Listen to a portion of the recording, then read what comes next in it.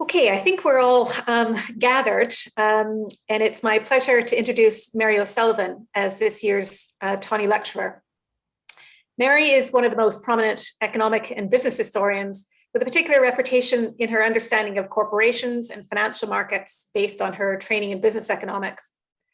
Her work is deeply embedded in the history of economic thought and economic debates, and I think we'll hear a little bit more about that in her lecture in a moment.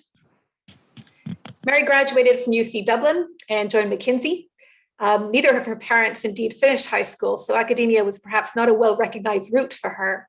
But she returned to do her MBA at Harvard and then went directly on to a PhD. And it was at Harvard that she really embraced the heterodox economics that has driven her historical inquiry. This prepared her for her first academic appointment at INSEAD in Fontainebleau outside Paris. And then she then moved to Wharton Business School at the University of Pennsylvania before returning to Europe in 2010 as professor of economic history at the Université de Genève, first as director of the Paul Weyrauch Institute of Economic History, and then becoming director of the Department of History, Economics, and Society. Now, Mary's not unique in her career between academia and business or pursuing research in economic history from within the heavy teaching environment of a business school. But she is an exemplary in the awards she has earned both for her published research and for the quality of her teaching. And she has also been a prominent leader in her field as chair of the Business History Conference, as well as building economic history as a discipline at Geneva. Mary made a particularly important contribution to the debate on corporate governance in the 1990s and 2000s, and then turned her attention to financial markets in her latest book on US securities markets between the Civil War and the First World War. Here, she confronted historical specificity by identifying how the development of US securities markets reflected the unusual economic development of the USA during these decades. Throughout her career, she has been driven by intellectual curiosity, the debates and frailties of prevailing economic theory, and engaging with the big ideas of her time. So I'm particularly looking forward to her Tawney lecture as she explores history as heresy and learning the lessons of economic orthodoxy. So unfortunately, because of the circumstances, this is a recorded version of the Tawney lecture, but she'll be available for Q&A immediately afterwards, and will be listening along with us. I'd like to ask you all to turn off your cameras and to mute yourselves because this whole session is being recorded. And with that, I'd like to hand over to the Warwick team to start the lecture. Thank you. Welcome to everyone tuning in today. Let me begin by saying what a pleasure and an honour it is to give the Tawney Lecture at the annual conference of the Economic History Society. I would like to express my gratitude to Catherine Schenk from the University of Oxford for inviting me to be with you. That I can speak to you at all today is thanks to the responsiveness and flexibility of Maureen Galbraith and the Economic History Society in figuring out a format. And it owes a great deal to the efforts of technical teams on both sides of the channel, at Warwick and in Geneva, to make sure my lecture was filmed and broadcast under the best possible conditions.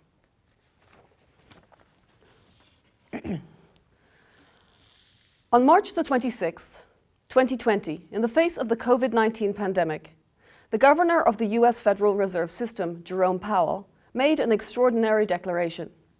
"We're not going to run out of ammunition," he told Americans, signaling that the central bank stood ready to take any action necessary to stem the mounting economic crisis.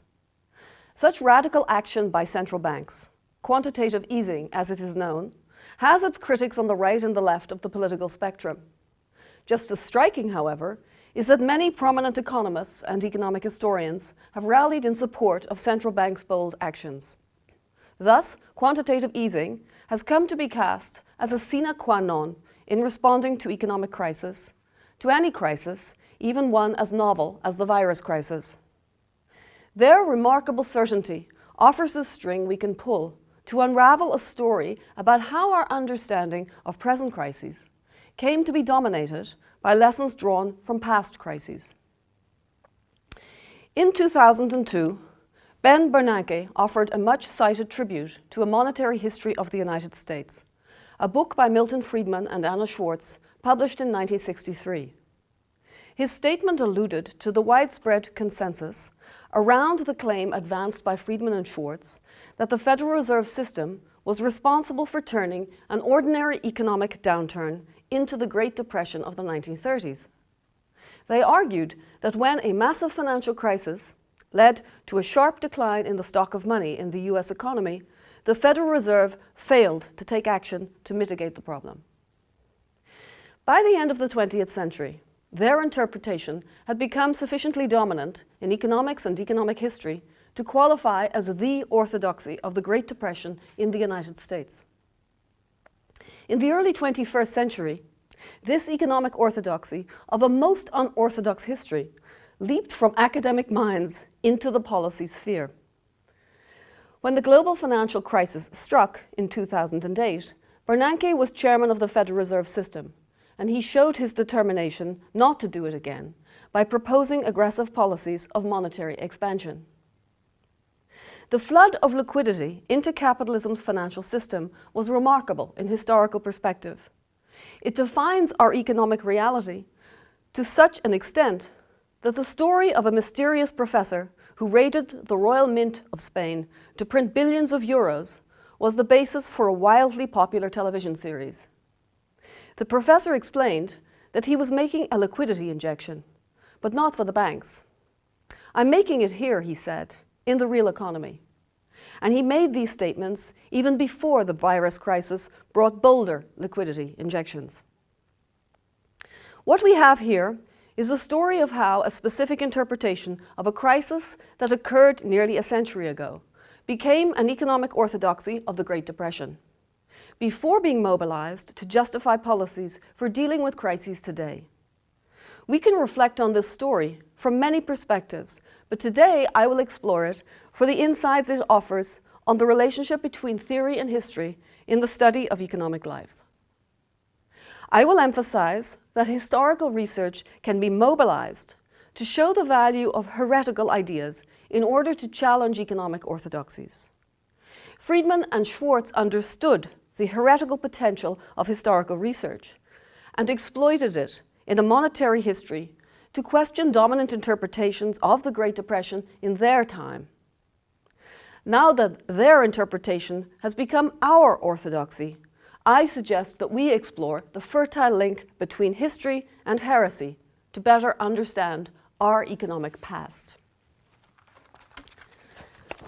To make my case, I will focus on changing interpretations of economic cycles and crises, with particular attention to the Great Depression of the 1930s in the United States. My story dwells on the ideas of a few men and one woman.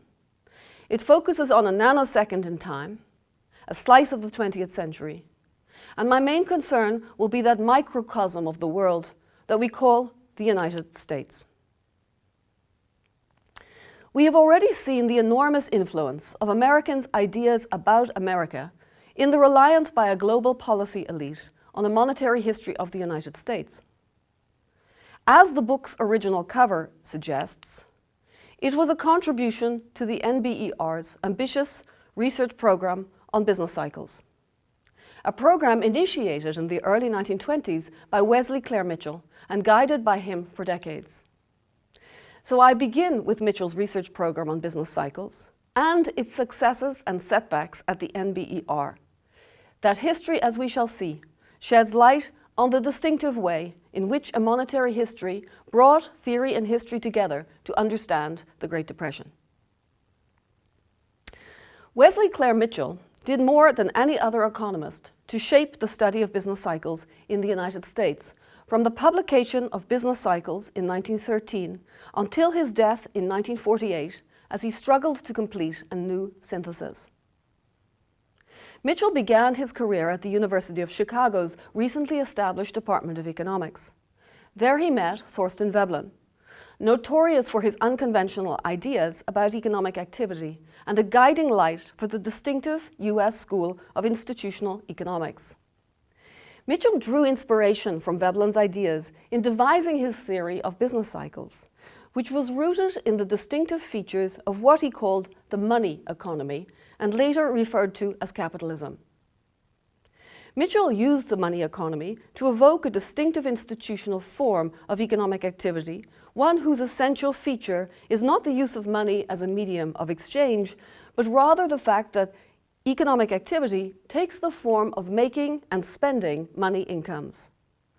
What he found at the center of the money economy were the dynamics of profit-making, and he suggested that it was the precarious dependence of material well-being on an economy organized for profit-seeking that generated business cycles. For Mitchell, therefore, the root of cycles and crises could be located in the dynamics of enterprises' profit-making. And he claimed that the primary determinants of profit-making was the system of prices, since the margins between different prices within the system hold out the hope of pecuniary profit, which is the motive force that drives our business world. Mitchell's analytical perspective on the dynamics of business cycles led him to a distinctive methodological approach based on the integration of theory and history. Insofar as theory was concerned, Mitchell emphasized that the biggest challenge stemmed from cumulative change and the inevitable novelty it created. For all the complexity of business cycles, however, Mitchell insisted that theory need not be given up in despair if it took as its focus the temporal logic of business cycles, the sequences among business phenomena, a few of which are substantially uniform. Crucial in this regard were systemic changes in price relations that he suggested were found in every period of revival, of prosperity, of crisis, or of depression. To show that, Mitchell needed an empirical methodology to identify cycles in the past, so he could see what happened to prices and profits. There was no NBER to help him, and historians offered little help since they were only slowly turning to economic phenomena. So Mitchell relied on the contemporary business and financial press to construct his annals of the historical rhythm of business cycles. Then, using statistics, he analyzed the changing relations among various types of prices during different phases of the cycle. His task was enormous, since so little was available from official statistics at the time. Linking changes in the system of prices to the dynamics of profits was an even greater problem, since, as Mitchell explained, statistics, both trustworthy and significant concerning profits, are scarce. But he was not easily daunted and embraced these difficulties, pioneering on many fronts in the compilation, presentation, and analysis of economic data. Notwithstanding his empirical efforts, Mitchell kept his eye fixed on the theoretical questions with which he began. He returned in the final third of his book to spend 150 pages presenting what he called an analytic description of the complicated processes by which seasons of business prosperity, crisis, depression, and revival come about in the modern world. There he laid out what happened to prices and profits in different phases of the business cycle. Given Mitchell's active role in establishing the NBER as a non-partisan center for economic research in 1920, and his role as its research director, it is hardly surprising that the NBER soon launched a major program of research into business cycles. The United States was only emerging from its depression of 1920-21, and Mitchell believed that updating his 1913 book was too great a task to undertake alone. So he relied on the NBER, whose program on business cycles built on the same pillars on which Mitchell's book was constructed. First, contemporary press reports were used to compile historical annals of business conditions extending back to 1790 and covering a variety of countries. Second, a massive statistical program was undertaken to compile hundreds of price series, unprecedented data on profits, as well as the earliest estimates of national income for the United States. It was to continue over decades, broadening as it evolved to include all aspects of the US economy. The program's extension to monetary factors explains why the NBER commissioned a study by Friedman and Schwartz in 1948. Understanding the theoretical implications of new evidence on business cycles was a major challenge, as it flowed out of the NBER other US research centers, and the business cycle institutes mushrooming around the world. The challenge attracted increasing numbers of creative scholars besides Wesley Clare Mitchell, including Nikolai Kondratiev, Friedrich von Hayek, and Mikhail Kalecki, in what is sometimes described as a golden age of theoretical and empirical research on business cycles. A golden age it may have been, but it was a confusing time too, since there was so little agreement when it came to cycles and crises. Most students of the business cycle sought explanations for recurrent fluctuations in the internal dynamics of the economic system, but there was no consensus among them about the causal process involved. And there was only worse to come. That the onset of the Depression would have a dramatic impact on business cycle theory hardly needs to be said. But I will glide over that theme to focus on the crisis implications for methodology. We see continuity after the Depression, notably in Mitchell's program at the NBER. But the Depression gave a major boost to a new entrant, with econometric approaches gaining ground in the study of business cycles. As Patricia Clavin explains, the Depression induced the League of Nations to assume a prominent role in promoting research on business cycles. And it sponsored econometric research to determine the explanatory power of different cycle theories. The Dutchman, Jan Tinbergen, played a pioneering role in this regard, notably with his 42-equation model of the US economy, which was endorsed by the League. During the war, the center of gravity for this pioneering econometric work shifted from Europe to the United States, especially to the Cowles Commission, under the intellectual leadership of European economists like Tinbergen's protege, Tjalling Koopmans. Notwithstanding the rapid development of econometrics, there was enormous controversy at the time about its potential value in economics. Keynes was famously and profoundly skeptical of its potential, dismissing Tinbergen's work for the League of Nations as a piece of historical curve fitting and description. But the econometricians at the Cowles Commission had another critic, much closer to home. In a review of Tinbergen's research on the United States, Milton Friedman objected to the claim that econometric models could serve as the basis for an empirically tested explanation of business cycle movements. He pointed out that the structural features of Tinbergen's model of the US economy were chosen because they fit well with the economic data at his disposal. But the goodness of their fit created, as he pointed out, no presumption that the relationships they describe will hold in the future. Friedman cited Mitchell both on this point as well as his conclusion. Such models represented, rather than explained, statistical history, and their explanatory power could only be judged when enough time had passed to generate new data. Given these methodological fault lines, a clash of titans was in the offing.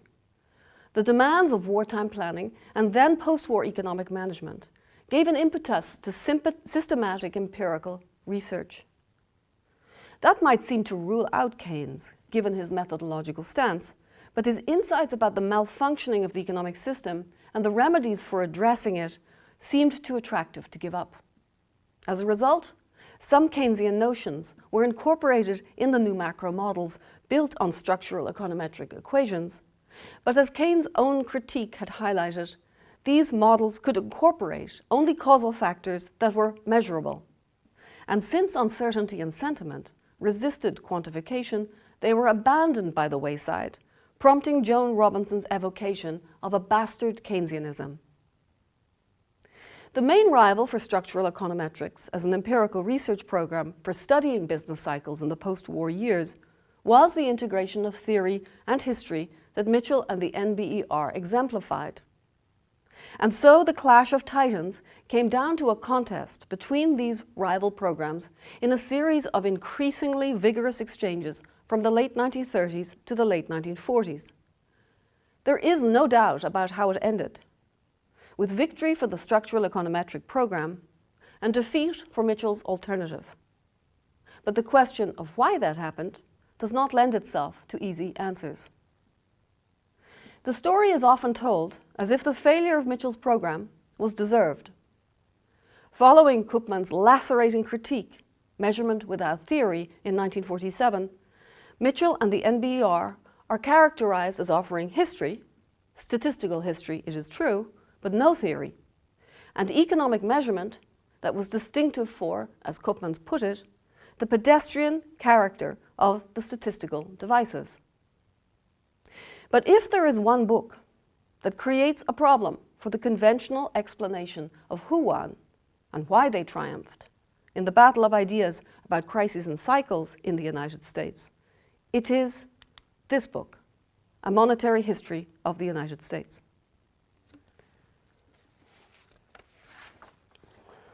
In an article on the origins of a monetary history, Hugh Rockoff suggested that the most important influence may have been Wesley Clare Mitchell and his classic book, Business Cycles. Rockoff locates that influence, above all, in a monetary history's emphasis on compiling long time series of monthly data and analyzing the effects of specific variables on the business cycle. In fact, Mitchell's methodological influence on a monetary history went much deeper than that, since the book was based on a combination of statistics, historical narrative, and theory that bears an uncanny resemblance to the work of Mitchell. But the distance that Friedman and Schwartz marked with respect to Mitchell's work is also much starker than Rockoff allows. As we shall see, Friedman and Schwartz employed their historical research to heretical effect, to challenge not only what Mitchell believed, but what many economists believed insofar as business cycles were concerned. That Mitchell's work would serve as an important inspiration for a monetary history is not surprising, given that Friedman had made it clear where his sympathies lay in the clash of the business cycle titans. And in a lengthy eulogy to Mitchell in 1950, Friedman went further, offering a sympathetic and insightful review of the late economist's collected works and an explicit refutation of Koopman's claim that Mitchell's work on business cycles was atheoretical. Indeed, Friedman went so far as to include an extensive appendix to show that the theoretical ideas in Mitchell's 1913 book on business cycles could be presented in a set of structural econometric equations. He concluded on a forceful note that Mitchell's striving for theoretical explanations of the phenomena he studied was an essential element in his scientific work. It led him to formulate a specific business cycle theory, Friedman observed, and focused his empirical work on meaningful problems, made it analytic as well as descriptive, and prevented him from engaging in empiricism for its own sake. When Friedman and Schwartz began work on their project, they expected to produce a statistical study of monetary factors in the US business cycle. But what emerged from 15 years later offered an analytical narrative of post-Civil War monetary developments in the United States. Its interpretation of the Great Depression was to transform our understanding of the greatest crisis that capitalism has ever experienced. And that had a great deal to do with the way it both built on and challenged the economics of Wesley Clare Mitchell. A first observation to be made about similarities to Mitchell can be gleaned from Friedman and Schwartz's use of the term analytic narrative, which clearly evokes Mitchell's notion of analytic description or descriptive analysis to refer to the integration of statistics, annals, and theory in his explanation of business cycles. A second similarity is striking in a monetary history's heavy use of basic statistics and elementary methods for their analysis. Friedman and Schwartz relied exclusively on the pedestrian statistical techniques that supposedly brought down Mitchell and the NBER. There was no attempt to establish any correlations among different statistical series, no mathematical equations to capture structure or relationships, indeed, no econometrics of any kind. And there is a third echo of Mitchell, since the statistics quickly gave way in Friedman and Schwartz to historical annals, where we find the same emphasis on temporality, on the importance of sequences in time. So now we have statistics and annals, but how did Friedman and Schwartz make sense of what happened? Or, to put it differently, where is the theory that provided the analytic to complement the narrative? A friendly critic, Robert Lucas, characterized Friedman and Schwartz as writing a descriptive history, without theory. But that was no more accurate for Friedman and Schwartz than it was for Mitchell. It is true that Friedman and Schwartz seemed casual in their causal reasoning. The stock market goes down, the banking system collapses, national income falls, and so on and so forth. But we soon encounter different statements, stronger statements of cause and effect that show there is theory and make us wonder where it might be found. To answer that question, to understand how Friedman and Schwartz made their causal argument, we need to look not to the similarities, but to the differences between their analysis and the one that Mitchell proposed. Mitchell identified profits as the root of cycles and crises and used historical analysis to understand how profit-making was linked to business cycles through the dynamics of prices. Friedman and Schwartz focused on the relationship between money and income, but took a very different analytical stance to Mitchell. They posited that there is a stable long-term relationship between money and income over the long run.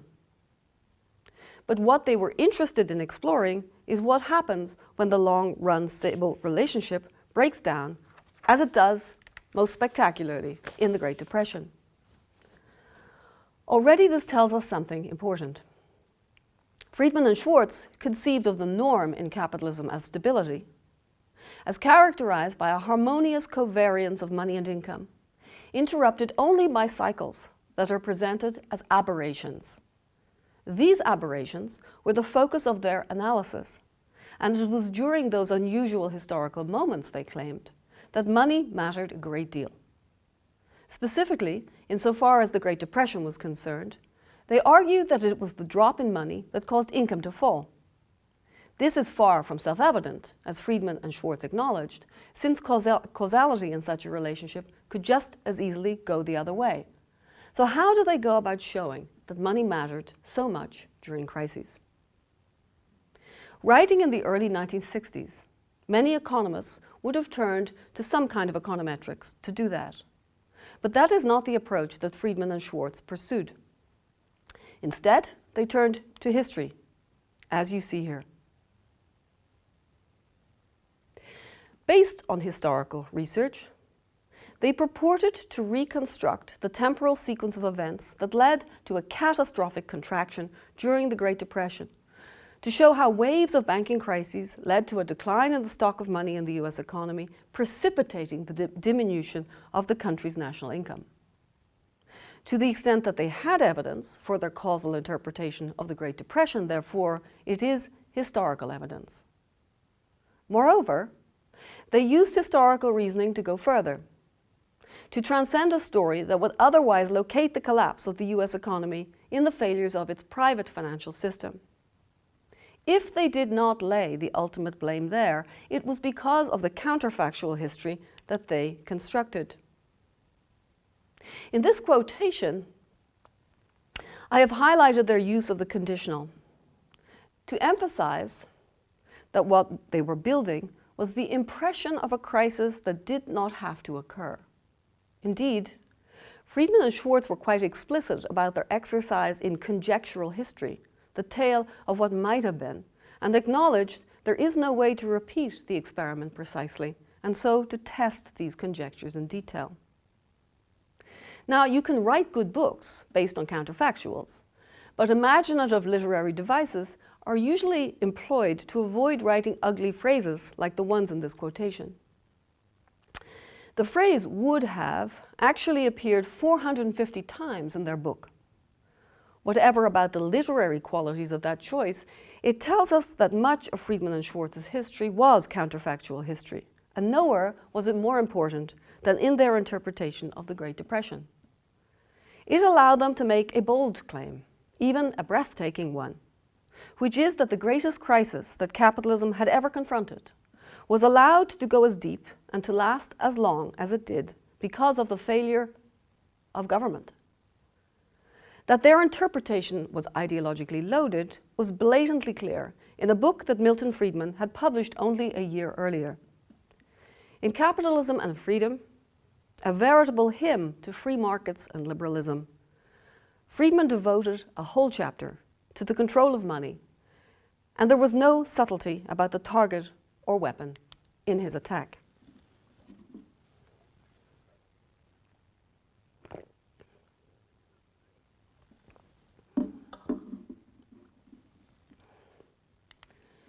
When we turn to how a monetary history became a classic, we should recognize how unlikely that seems when we take stock of what they did. They proposed a novel interpretation of the Great Depression that focused on one variable, money, to explain why it was so deep and long. They built that interpretation on pedestrian statistical techniques and historical analysis that had been dismissed as old-fashioned by some of the leading economists of their day. And they were flagrant, at least Friedman was flagrant, in drawing out its ideological significance. But perhaps what makes it most improbable of all is that there were significant gaps in their historical analysis, gaps that made it difficult to be sure that the story they told was a convincing account of the economic dynamics of the Depression in the United States. In pointing to a few of these gaps, which I lay out in detail in the written version of my paper, I emphasize that these are not obscure holes, but obvious limitations of their evidence and arguments. To locate them, we can strip their interpretation down to its essential elements. Their discussion of the causes of banking failures is casual to the point of chattiness, but they were not terribly interested in these failures as such. It was their indirect rather than direct effects that Friedman and Schwartz emphasized as decisive in bringing about a collapse of the US money stock.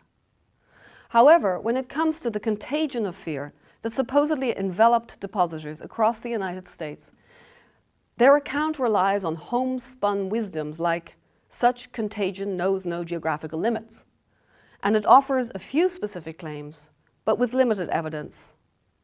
They tell us about the Bank of the United States, for example, noting that it was the largest commercial bank as measured by volume of deposits ever to have failed up to that time in US history. But its real significance, they suggest, was that its name had led many at home and abroad to regard it somehow as an official bank. How many depositors, one wonders, but there's no evidence, not even a footnote evidence to tell us. If the dynamics of the banking panic are obscure, its consequences seem clear enough in one of the two crucial graphs in their chapter on the Great Contraction. But I say seem for a reason, since the rise in high-powered money at the bottom of the top graph does not offer a straightforward explanation of the decrease in the money stock at the top. The curves are not drawn to the same scale, but we can add numbers to get a sense of the magnitudes involved. Clearly, something is missing. And anyone who knows about money and banking will see it is banking. The reason that pulling $1,000 out of a banking system, more specifically out of a fractional reserve system, is because money in that banking system creates more money than money outside of it. I'm alluding here, of course, to the famous money multiplier. The banking system keeps a fraction of each deposit in a reserve and lends out the rest, creating a cascade of loans and deposits and then another one and on until the money stock has risen by several times more than the original deposit. If instead of adding a deposit, I withdraw it, then the cascade operates in reverse, and that seems to be what Friedman and Schwartz have in mind. They talk as if depositors were the primary actors in the collapse of the money stock, but they do not show that. If depositors were the prime movers in the decline, banks must have played a passive role, but we cannot observe the temporal characteristics of the decline in their loans. In fact, a startling feature of the 100+ pages in Friedman and Schwartz's chapter on the Great Depression is that they hardly mention bank credit at all, never mind offer systematic evidence on it. Resourceful readers will find a hint in a table much later in the book, which shows a veritable collapse in bank loans between 1929 and 1933. So the curious reader will start to wonder, as she should, whether banks may have been more active actors in the collapse of deposits than Friedman and Schwartz let on. were that the case, the rhythm of monetary events that Friedman and Schwartz describe would be wrong, but there is not enough evidence in their chapter to rule out that possibility. So much for the gaps in their account of the rhythm of monetary events. But to generate their interpretation of the Great Depression, Friedman and Schwartz needed to show that this monetary rhythm was linked to the broader economic collapse. They wrote as if the link was evident. But that is far from clear. We see a dramatic decline in national income, industrial production, and prices before the banking crisis even began, and no obvious change in the downward trends once these crises exerted downward pressure on the money stock.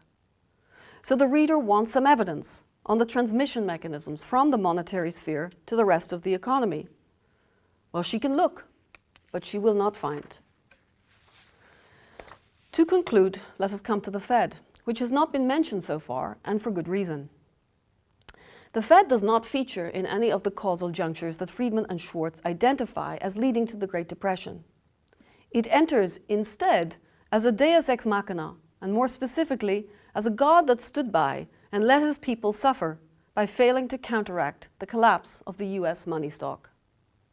Since Friedman and Schwartz emphasized what the Fed could have done and did not do, their claims could not be proven. They knew that, as we have heard, but they knew too that they had to make the Fed's ineptitude seem plausible.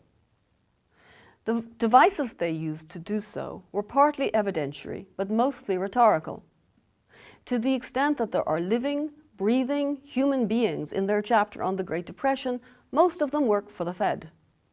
In fact, so many people work for the Fed that they crowd in on the reader so that he ends up confused about what any specific individual thought and did in this story.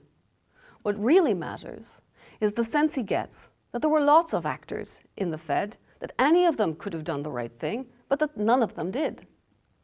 People panic. They pull their money out of banks in the way that clouds accumulate and rain falls. People in the Fed, in contrast, had the power of reason and the ability to act, but they sat on their hands, thereby turning a normal recession into the Great Depression. As we have seen, there are good reasons to anticipate some robust reactions to a monetary history's heretical narrative of the Great Depression. But when we study the reception of the book in the leading journals in economics and history, it is to be sorely disappointed. Since their subject and methods were historical in nature, the place where we would expect to find a thorough assessment is the leading journal of economic history in the United States. We do see what is a promising start in an extensive review in the Journal of Economic History by Robert Clower. He complimented Friedman and Schwartz on their historical research, as you see here, but concluded that subsequent researches provoked by Friedman and Schwartz's pronouncements will overturn some of their bolder judgments, but that is another story. Certainly, it should have been another story, but it was not. What we observe here are all of the citations to a monetary history of the United States in the Journal of Economic History in the 25 years following the book's publication. And what is striking about the picture is how few they were. When we go further to actually read these articles and reviews, we discover hardly any of the serious, penetrating engagement we would expect to find with the historical evidence and interpretations they presented as the core of their claims. When we extend our scope to include other leading historical journals in the United States, the pickings are slimmer still. What systematic vetting there was in the years following the book's publication took place in economics journals, where a monetary history featured more prominently. A significant number of the reviews and articles there were written by economists who shared Friedman and Schwartz's monetary views and were only too willing to talk about the book as if its evidence and claims were above reproach. Skepticism was expressed, as we might expect, by Keynesian economists, but their sharpest criticisms were targeted at what they saw as an unsubstantiated theoretical model lurking behind the historical interpretations offered in a monetary history. Even then, as reviews by economists like Harrod and Tobin reveal, they expressed respect, even reverence, for Friedman and Schwartz's historical analysis and a startling willingness to accept their historical claims. Thus, writing 13 years after A Monetary History was published, Elmas Wicker emphasized how little critical assessment there had been of the book's historical analysis. By 1976, however, the world was not waiting for historians, economic or otherwise, to make up their minds. That year, Milton Friedman was awarded the Sveriges Riksbank Prize in Economic Science. And in the citation for this prize, A Monetary History of the United States was singled out as his major work and described as one of Friedman's most profound and also most distinguished achievements. Where was Anna Schwartz in this tribute, one might ask, as it went on to celebrate her co-author? And who were the critics who agreed that this is a monumental scientific work? The question is especially apt since 1976 marked the publication of a full frontal attack on A Monetary History's interpretation of the Great Depression. With it came the only rival that was to gain significant credibility among economic historians. In a book entitled "Did Monetary Forces Cause the Great Depression?", Peter Temmin offered a clear, negative answer to his provocative question. He acknowledged the quality and influence of A Monetary History's account of the Great Depression, but then his axe fell. What evidence do Friedman and Schwartz muster to support their propositions? None, he suggested, since the book assumes the conclusion and describes the Depression in terms of it. So Temmin set out to test the money hypothesis himself, concluding there was little evidence to support it and more for the spending hypothesis, as you see here. There was a significant theoretical opposition between these rival interpretations about the macroeconomic relationship between money and income. More striking still is Temmin's methodological distance from Friedman and Schwartz, which is implicit in the prominence he gave to a so-called autonomous drop in consumption. Friedman and Schwartz built their interpretation on an historical reconstruction of the changing rhythm of monetary events. Temmin, in contrast, relied on the specification of econometric models of consumer spending and applied them to historical data to identify a drop in consumption that could not be explained by the models. In claiming that this autonomous drop in consumption was a cause of the Depression, Temmin assigned historical significance to an econometric artifact. But in the spirit of Friedman's earlier critique of Tinbergen, that artifact could be interpreted as evidence of the difficulties of specifying a simple mathematical function to account for consumer behavior in the changing US economy of the 1920s and 30s. Certainly, the character of Temmin's autonomous drop in consumption meant that he could not explain it in econometric terms, and he did not go very far in offering an historical analysis to fill the gap, concluding that it derived from a variety of diverse and as yet still incompletely delineated sources. As Temmin acknowledged himself, it is somewhat unsatisfactory to say that the Depression was started by an unexplained event. The consumption view attracted some further interest from economic historians, such as Christina Romer and Martha Olney, who tried to put more historical flesh on its econometric bones. But if we look at citation patterns in Google Scholar, even before citations to A Monetary History really took off, we can see that the attention that Temmin's book garnered fell far short of its target, and no further rivals emerged to challenge the money hypothesis head on. Although there were few efforts to offer a comprehensive challenge to A Monetary History's interpretation of the Great Depression, it would be a serious mistake to conclude that historians did not criticize the book. But as I show in tedious detail in the lengthier article behind this address, they increasingly entered the debate about the causes of the Great Depression by proposing extensions to the monetary analysis or qualifying specific elements of it. The most dramatic example, of course, is Ben Bernanke's enormously successful article on non-monetary effects of the financial crisis in the propagation of the Great Depression. There was little attempt, in contrast, to confront or even evaluate the core claims on which Friedman and Schwartz's monetary interpretation was constructed. While there was disagreement about specifics, the consensus that emerged about the centrality of monetary factors as causes of the Great Depression is extraordinary, with even Peter Temmin coming around to this view. Extraordinary, not because Friedman and Schwartz's monetary interpretation of the Great Depression was implausible, but since there still was not enough historical evidence to evaluate its basic claims. That can be seen very clearly in a recent paper by Chris Michener and Gary Richardson, whose opening observation is so telling it is worth citing in full.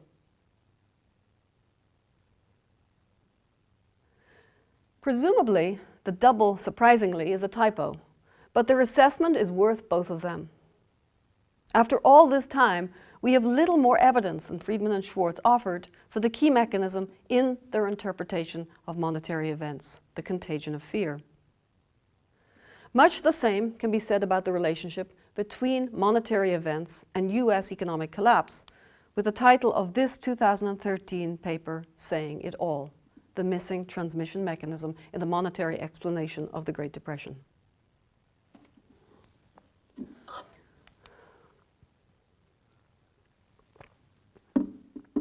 So where does that leave us, insofar as historical research on the Great Depression is concerned? With a real problem, I suggest, and a real problem in a double sense. First, it is a real problem that research on the Great Depression in the United States has been trapped in an economic orthodoxy that turns on and around a monetary history. Its interpretation of the Great Depression has blinded us to any serious contemplation of the possibility that a capitalist economy is inherently unstable, just as Friedman intended it to do. Second, we have strayed very far from grappling with the Great Depression as a problem of the real economy. And as a result, we still do not really know why industrial production and investment and consumption and employment and wages collapsed in the Great Depression in the United States. We could take the sanguine view that heretical views will bubble up from historical research if they are worth considering. Indeed, there has been a veritable outpouring of historical research on the Great Depression in recent years, and signs that the ties that bound economic history may be loosening. Much of this research is concerned with identifying historical precursors of the financial dynamics that led to the global financial crisis of 2008-2009. Ironically, it may be a financial crisis that generated unprecedented public attention for a monetary history that has sown the seeds of academic dissent about its basic premises. Whatever hope there is of heretical insights from research on the financial dynamics of the Great Depression, there is less reason to be optimistic when it comes to the crisis as a real phenomenon. To imagine that an entrenched orthodoxy can be shaken by the accumulation of historical facts is naive. Most of all, it ignores the crucial lesson that Friedman taught us in referring to Mitchell.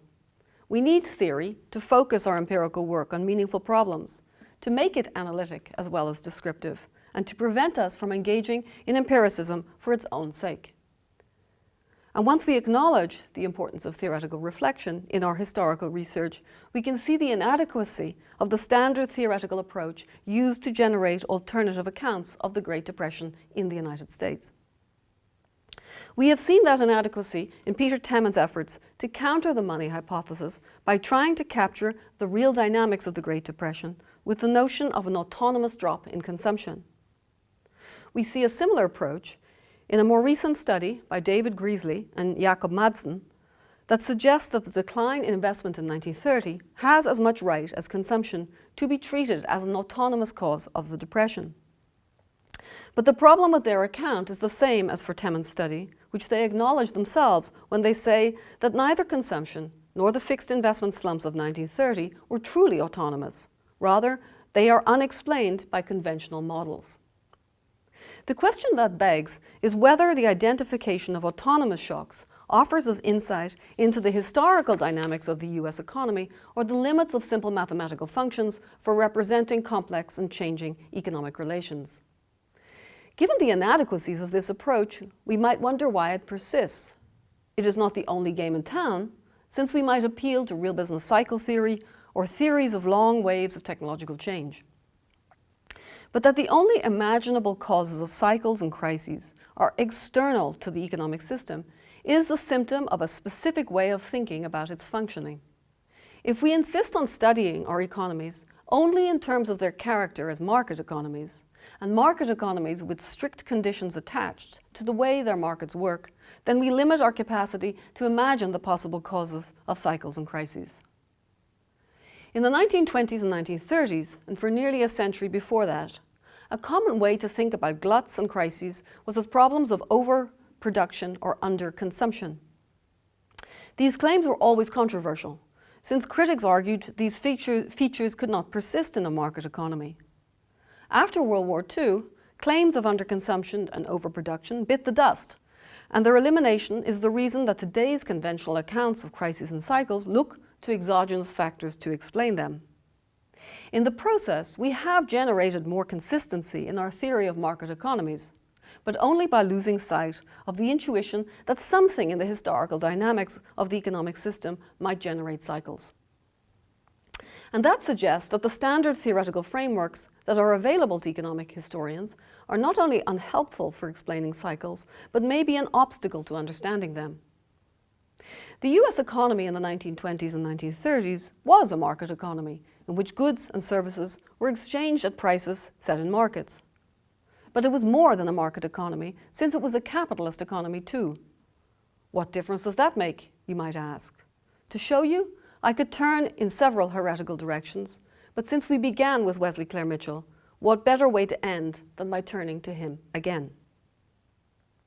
Mitchell articulated a theory that located the rhythm of business cycles in the dynamics of enterprises' profit-making. And his analysis of profit-making was grounded above all in scrutiny of the changing system of prices in an economy and its impact on enterprises' revenues and costs. We might ask for more than that when it comes to profits. In my own work on the history of profit, I have highlighted the importance of issues that are not envisaged in Mitchell's analysis. Nevertheless, there are still plenty of insights to be gained from what Mitchell offered. In his 1913 book, he sketched an empirical methodology for making the links he posited between prices and profits. But the possibilities for applying his methodology were sorely constrained by the limited data available in his day. At the NBER, he hoped to overcome these constraints through the generation of new data, and his success can be seen in the extraordinary outpouring of price series and profit data. Whatever the promise of his research agenda, however, Mitchell never succeeded in bringing new data on prices and profits into sufficiently close association to pursue his theory of business cycles. But the potential of Mitchell's approach can be seen by engaging with a recent paper in the Journal of Economic History that focuses not on the Great Depression, but on the major US recession of 1937-38. In What Was Bad for General Motors Was Bad for America, Joshua Hausman explains that the most popular explanation for the 1937-38 recession is restrictive monetary policy, citing Friedman and Schwartz as an influential advocate of this view. Hausman takes issue with that explanation on the grounds that the decline in the money supply is ill-suited to explain a more rapid decline in industrial production. He offers an alternative perspective, claiming that labor strife-induced wage increases and an increase in raw material costs in the US automobile industry contributed to the recession's severity. Hausman's analysis seems to owe nothing to Mitchell, except for the rich array of NBER price series it employs on raw materials and automobiles. Moreover, his repeated reference to an auto industry supply shock is conventional, and as such, antithetical to Mitchell's emphasis on the internal dynamics of the capitalist system for explaining business cycles. But closer scrutiny shows that Hausman is proposing a version of Mitchell's profit squeeze theory of recessions. Furthermore, by using Mitchell's framing, we can improve on the empirical analysis that Hausman offers. To make his case, he estimates the costs of the raw materials and hours of work is required to make a small car in 1936 and 1937. Since his results suggest that material and labor costs were about equally important, and that they both rose sharply in 1937, Hausman concludes that they contributed in roughly equal measure to rising cost pressures. He never refers to profit, or any synonym for it, and this is not just a question of semantics. since thinking in terms of profit suggests new insights for his analysis. The selling price of a typical small car in 1937 was $575 in the United States. Houseman estimates total factory costs at $202, implying an enormous gross profit of 65% on the price of a small car. That is far above the gross profit of 10% of sales reported by the Federal Trade Commission for GM's small car in 1937. Data for the motor vehicle industry from the biennial census of manufacturers confirm that its average gross profits could have been no more than 12% of sales in 1937, column on the right.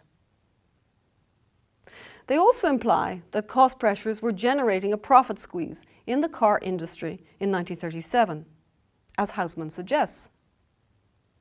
But they qualify his analysis of the sources of these pressures. Crucially, we can see that rising labor costs were not the main source of a profit squeeze in 1937. Wages were simply too low as a share of costs to make as much difference as the much weightier expense in automakers' cost structure. The rising costs of materials, fuel, and purchased energy were a more significant source of profit squeeze. But since their increased weight dates from the early 1930s, the problem cannot stem, as Houseman suggests, from actual and expected rearmament demand in Europe.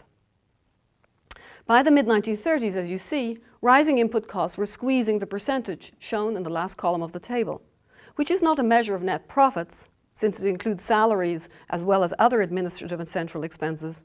Still, it does tell us what surplus came out of factories from which net profits might be generated. It is tempting, as we look at this table, to go back earlier, all the way back to the 1920s, to see if we can use this approach to say something about the role of the automobile industry in the Great Depression, a seemingly sensible route to take given the significance of the industry's collapse from 1929 to 1933. Whatever story there is to tell, it must be different from any tale of the 1937-38 recession. Indeed, there is no obvious sign of any profit squeeze in 1929, which seems to have been a record year for automotive profits. But Mitchell already warned us about that, noting that profits often reach their peak just before a crisis, and suggesting that the challenge is to trace the cumulative buildup of pressures that might threaten a profit squeeze in the future. The temptation, therefore, is to dig a little deeper into the automobile industry to see if we can find such a buildup. But I am not going to do that. Instead, I'm going to offer you an oblique perspective on the automobile industry by taking a methodological leaf out of another classic book. A monetary history taught us the power of counterfactual reasoning in historical analysis, and specifically of thinking about how actors might have behaved before assessing how they did behave. We can apply that lesson here by looking at another industry that experienced a similar expansion to the automobile industry during the 1920s, but behaved rather differently during the Great Depression. This image from March 1929 evokes a product that was just as much a symbol of the roaring 20s in the United States as the automobile. Silk stockings were one of the few US textile industries that enjoyed a boom in the 1920s. As the Jazz Age dawned and skirt hems rose, so too did the demand for silk stockings. As we learned from these two books, one by Sharon McConnell Siderick and the other by Philip Scranton, the production of silk hosiery was much more dependent on skilled workers, some of whom were women, than the car industry. Expanding demand meant a keen competition for skilled workers as hosiery companies increased their production. And an ambitious union enjoyed considerable success in securing a rising share of the industry's prosperity for its members. But there are only so many pairs of stockings a woman is prepared to buy without wondering what she should pay for them. Prices of silk hosiery were already falling by the late 1920s when talk of a hosiery price war gripped the industry. Sure enough, prices of silk stockings fell sharply and then plummeted in the wake of the stock market crash in October 1929. The result, as we see, was that the prices of silk stockings fell to less than a quarter of what they had been in the early 1920s. And yet, when you look at this picture, you see something that is just as striking as the price trend. Production rose all through the 1920s, and even when silk hosiery prices came crashing down, production did not collapse with them. We can see what happened if we look at the census data again. Wages as a share of value produced, already high by the automobile industry standard in the early 1920s, were much higher by 1929. But what might seem to have spelt disaster for silk hosiery enterprises did not lead to a general profit squeeze. Why? The material costs dropped even faster than the price of silk stockings, so that the 1920s was an age of prosperity in the US silk hosiery industry. Even as the luster wore off and the price of silk stockings collapsed, the last column remained surprisingly buoyant. Many producers of silk hosiery found themselves in difficulty, of course, but the basic foundations of the industry's factory profits did not implode. Hosiery workers experienced a sharp drop in their average wages, similar to what auto workers faced, but the vast majority of them held on to their jobs in contrast to their counterparts. It was only from the mid-1930s, when hosiery workers demanded higher wages, given rising production and even prices, that we see the industry's economics coming undone. The problem by then was that material costs had been squeezed so much that they no longer acted as buffer for rising wage costs as they had in the 1920s. I have offered you an account of silk hosiery that is so stylized that it ignores many features of the turbulent history of this fascinating industry. But it gives us just enough to see that silk stockings may have something to teach us about automobiles. Automakers, like silk hosiery companies, faced softening demand for their products from the mid-1920s, with a strong shift towards cheaper cars as the decade unfolded. However, declining costs, especially material costs, meant that average industry profits continued to rise. So automakers ramped up production, so much indeed that automakers themselves knew the increase could not be sustained. When production broke through all previous records in late 1928 and early 1929, there was talk of a pending collapse in sales, and car makers started to cut production schedules.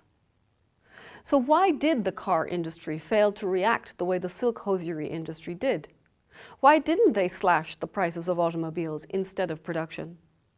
The answer, Mitchell's analysis suggests, may have something to do with the dynamics of their respective material costs. If you've been reading the research of Deb and Ma and Giovanni Federico on the global silk industry, you will know that the US sourced most of its raw silk from Japan. And you may have some idea how its complex of traders and spinners and cocoon and mulberry tree farmers sold raw silk at such rapidly diminishing prices, as well as some sense of what it cost them. And then the question you should ask yourself is whether the automobile industry could expect its suppliers to deliver the materials it needed at such rapidly diminishing prices. My guess is that they did not, and thought it better to slash production and material costs with it to sustain their profits.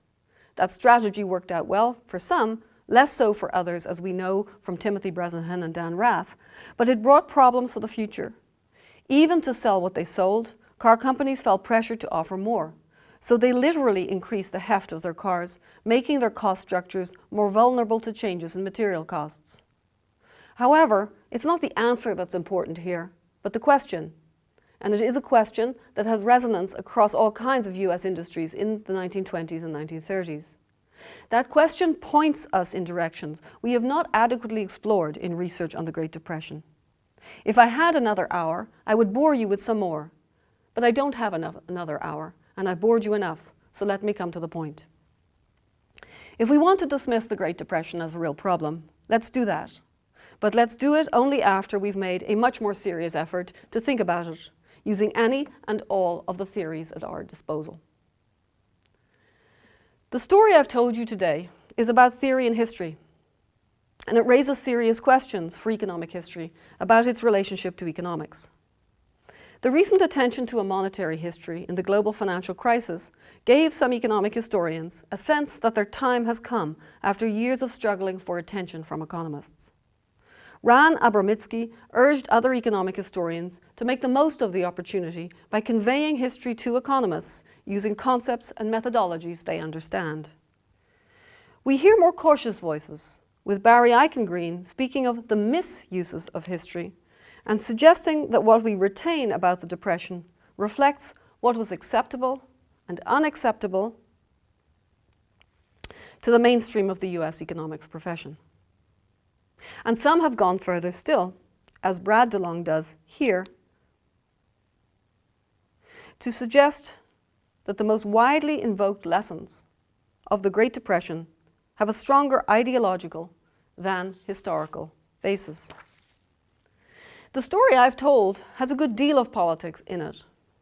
But if I have chosen not to make politics the central theme of my address, the reason can be found in DeLong's quote. Even economists who disagree about politics often agree that any alternative to the Friedman and Schwartz story must be about markets. The failure of markets, to be sure, but markets all the same.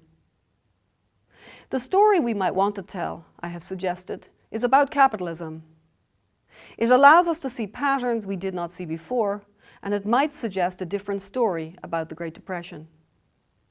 If it does, that story will not be about the economic failures of capitalism.